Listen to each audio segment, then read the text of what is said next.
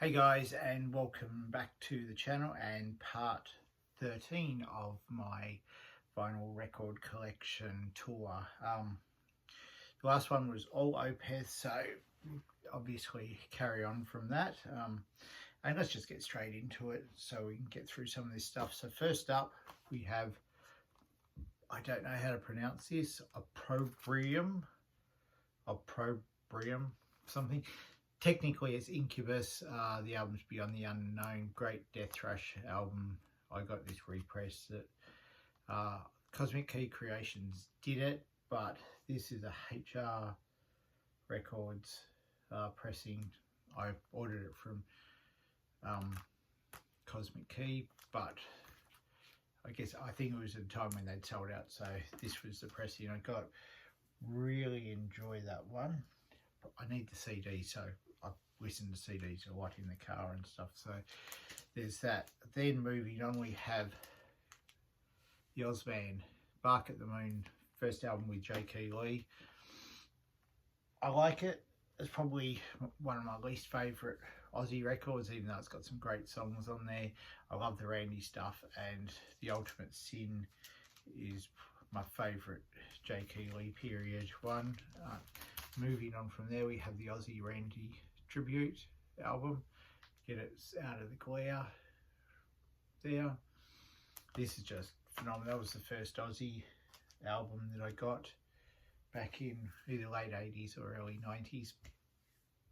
No, it was late 80s. It was late 80s, so I was starting to get into metal.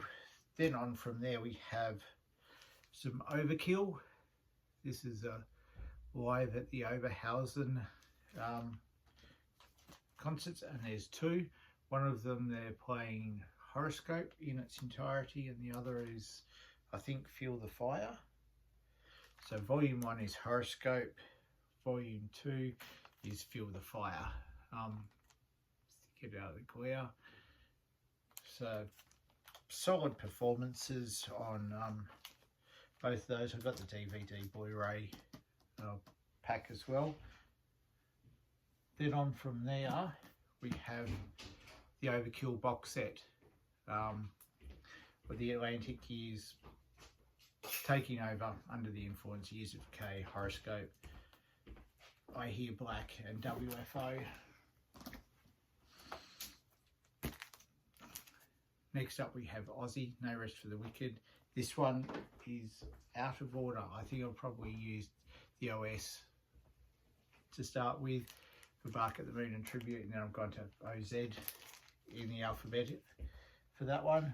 I will change that around as I put them back. Next up we have Pain of Salvation, 1 Hour by the Concrete Lake. Great prog metal. I saw them support Dream Theater many years ago. Then my favourite album, Entropia. I love the early Pain of Salvation stuff. Double vinyl. Got it for an absolute bargain. I think it was about $30. Moving on from there, we have Paradise Lost, Icon. This is a Brazilian pressing, if I recall correctly. Got it way back, probably 99, 2000. When it sort of became, I stumbled across it. Probably my favourite Paradise Lost album as well. They sort of lost me when they went a bit electro, but I also have 1 second. I must have picked this up cheap. It's a great album. It's just, yeah, probably just as I was sort of on their downward decline. After that, we have a repress with a different album cover for Pestilence, Consuming Impulse. This one comes with a bonus live album as well, or live recordings. Great death metal from Netherlands, very important band I think. Following from that, Testimony of the Ancients. This is probably in my top 5 death metal albums of all time. Absolutely phenomenal, sort of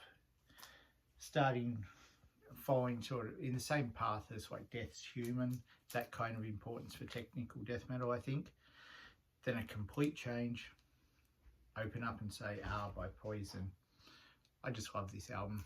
Growing up, it was just a fun one to play. lots of my friends had it as well, so they'd be into it and not whining about me playing anything too heavy. Moving on from that, we have Possessed, the Eyes of Horror EP. Can't remember where I scored this one. It was cheap though. I think I got it for like $10. Produced by Joe Satriani. I haven't listened to it a lot. I really love Seven Churches, and I need Beyond. The second album I think was Beyond the Gates. But that's cool to have in the collection anyway. Moving on from there, Pretty Maids. I don't know what the album's called. Future World. I think they're a German power metal band. I bought this as part of a collection. I only listened to it once. Can't remember it. Coming up after that, we have some Psycroptic. And this is the first album, The Isle of Disenchantment. Absolutely love these guys, from my home state, so got to know them, saw them tons in the early days, especially when they only had this out and so forth. So there's that one. Then moving on from there, we have Scepter of the Ancients. It's a Blood Music pressing, just on plain black vinyl. This was my favourite album that came out. I think it was 2003. Absolutely phenomenal. Love Chalky's vocals on it. Just insane album. Great drumming, great guitar playing, and so forth. Then we have Symbols of Failure.